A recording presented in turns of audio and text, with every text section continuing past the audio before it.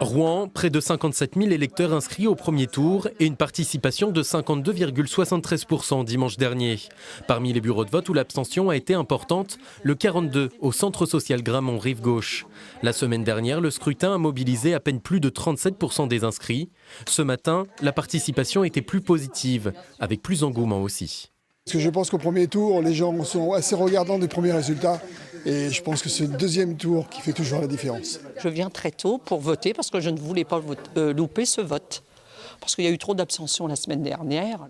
2 quartiers plus loin, le bureau de vote 49 au Jardin des Plantes. Ici, la participation au premier tour a été de 59%. Au deuxième tour, le choix de chacun semble s'affiner.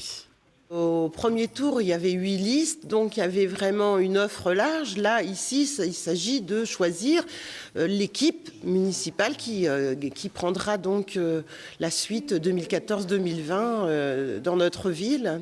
Du côté des électeurs, pas question de s'abstenir. Déjà 12% de participation à 11h. Je comprends qu'on ait envie de montrer son mécontentement par rapport au gouvernement. Mais après, ce qu'on vit tous les jours et ce qu'on vit dans notre ville, c'est pour ça qu'on doit s'exprimer localement. Donc c'est dommage de ne pas le faire.